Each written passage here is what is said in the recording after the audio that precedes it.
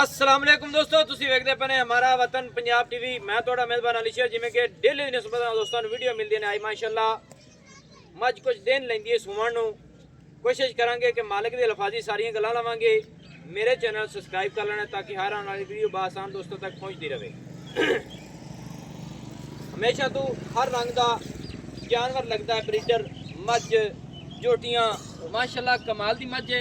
तसल्ली कर लेनी अल्लाह के हुक्म नाल मझ दी लंबाइयां आम किसी मझ दी लंबाई नहीं होनी। माशाअल्लाह वक्खी बिल्कुल मकूल मुनासिब छोटी जी रब ने जो थण लाया ना माशाअल्लाह मुठ का अपनी अपनी लोकेशन से हाजिर टाइम दी घड़ियां दे विच भी फासले चेक कर लेने ने। थण कमाल दा है और डेढ़ जो थण है तसल्ली कर लैनी है। मझ कुछ दिन लेंदी है सुमण दे। ये मालिक को पूछांगे कि किन्नी डेट लेंदी है सुमण दी।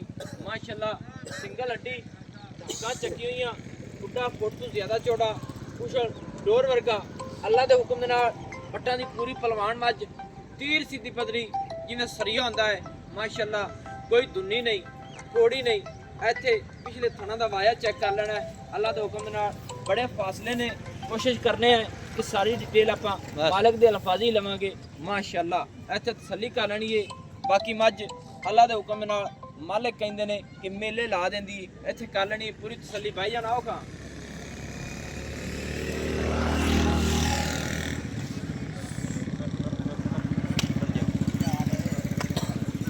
दोस्तों तुसीं करो तसल्लियां। भाई जाकिर भाई अपनी मझ जिहड़ी किस्मत सुआ और सुनी है तीसरा सुबह सोई तीजा हुण सुमणी है सही है। ये किन्ने दिन ले जासी सुमण दे? ते वाद तो वाद 20-25 दे महीना दे अंदर सुसी महीने दे अंदर अपने तरफ महीना ला लईए। हां जी महीना ही ला लो। महीने दे विच सू पैना है। चंगा चड्डा भरदी है। अच्छा 12 किलो दूध मैं दा 6 किलो टाइम दा दूध मैं देंदी है। 6 लीटर कर दी है। हां जी सही है। ये मझ मिसाल तौर ते चंगी नस्ल जात च मैं ना एडी नस्ल जात दी मैं बोडे रुली पई है छोदी। केड़े घर दी है? ए मोमे के च जांदी है। मैं मोमे के तू खरीद के लियांदी है? खरीद के लियांदी। मोमे क्या दी ब्लड लैंड दी पिछू है? बिल्कुल तुसी कौन है? असि बलोच है। बलोच है। हां जी यानी कि तू उन्हां को खरीदी हुण तेरे किले ते आ गई।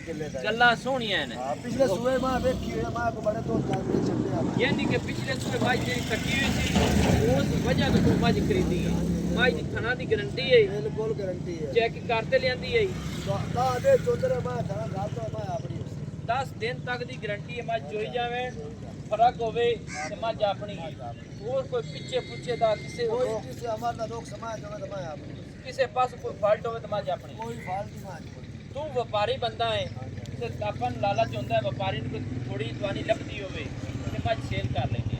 इवें गल है। बिल्कुल लम्मा चौड़ा पहाड़ा जेडे पढ़ते हैं वो घरेलू बंदे पढ़ते हैं। हाँ जी मझ का जो रेट है वो दस मुहब्बत वाला दसना ही तेरी मेहरबानी हो। मैं 3,90,000 रुपया 3,90,000 क्योंकि घर वाले पिछले सुबह से मैं 5 लाख रुपया संयम जा लाया है। पिछले सुबह 5 लाख लाया ही मजबूरी बंदे उन्हें लोड है दरिया के बुढ़े बंदे है दरिया की वजह तो बंदे बेच दी पहले ही तो खरीद ली। 4,90,000 रेट है। 4,90,000 हाँ सॉरी 3,90,000 इहदे विच कोई प्यार मोहब्बत है? तो 150 दो 150 ਦਾ ਨੇ ਜਿਹੜਾ ਹੁੰਦਾ ਕਰੋ ਚ चलो को 5 दा कर दी सा 5 ਦਾ 3,80,000 ਹੋ ਗਿਆ। हां जी महीने ਦੇ ਵਿੱਚ ਮੈਂ ਸੁਣੀ ਹੈ बिल्कुल महीने से हर गल ਦੀ ਗਾਰੰਟੀ हर गाल दी गारंटी थणा दी वाते मैं चड्डा चंगा ना करे ता भी गारंटी है। ਤਾਂ ਵੀ ਗਾਰੰਟੀ हां चंगा चड्डा मैं पिछले सूबे तो तक्की हुई है। हां जी इसकी तां चोई हुई भी है तक्की हुई चोई हुई भी है। चोई हुई भी सही है।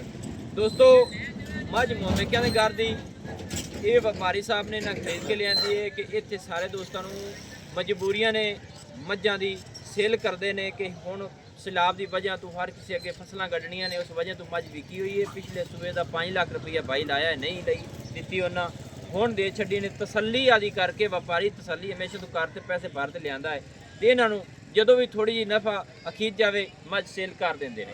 ਜਿਹੜਾ ਘਰੇਲੂ ਬੰਦਾ ਉਹ ਚੀੜਾ ਹੁੰਦਾ ਹੈ ਤੇ ਨੰਬਰ ਜਿਹੜਾ ਆਪਣਾ WhatsApp ਪਰ ਆਉਂਦਾ ਤੁਸੀਂ ਲਿਖ ਲੈਣਾ। ਅਸੀਂ ਕੈਮਰਾਮੈਨ ਮੱਝ ਨੂੰ ਫਿਰ ਨਜ਼ਰ ਉਗਾ ਦੇਣੀ ਹਾਜ਼ਰ ਟਾਈਮ ਵੀ ਪਰਾਲੀ ਖਾਂਦੀ ਪਈ ਮੱਝ ਨੂੰ ਥੋੜਾ ਜਿਹੀ ਛੱਡ ਤੇ ਟੋਰੋ ਜੀ। ਨੰਬਰ ਆਪਣਾ WhatsApp ਪਰ ਹੁੰਦਾ 0301 65 29 776 ਤਹਿਸੀਲੋ ਜ਼ਿਲ੍ਹਾ ਆਪਣਾ ਜਿਹੜਾ ਹੈ ਇਹ ਪਾਕ ਪਤਨ ਸ਼ਰੀਫ ਹੈ। ਅੱਲਾ ਦੇ ਹੁਕਮ ਦੇ ਨਾਲ ਮੱਝ ਕੋਲ ਹਰ ਚੀਜ਼ ਦੀ ਵੰਡ ਪੂਰੀ ਹੈ पूरी बरीक है, पूरी नस्ल जात खुली जानते हो जी माशाल्लाह। ਇੱਥੇ ਟੋਰਾਂ ਦੀ ਤਸੱਲੀ ਕਰ ਲੈਣੀ ਦੋਸਤੋ, ਟੁਰਦੀ ਫਿਰਦੀ ਦਾ ਵਿਜ਼ਿਟ ਕਰ ਲੈਣਾ ਹੈ। ਤੇ ਮੈਨੂੰ ਹੁਣ ਦਿਓ ਇਜਾਜ਼ਤ, ਨਵੀਂ ਔਰ ਅੱਛੀ बेहतरीन वीडियो लेके होंगे हाजिर। अल्लाह हाफिज। पाकिस्तान जिंदाबाद।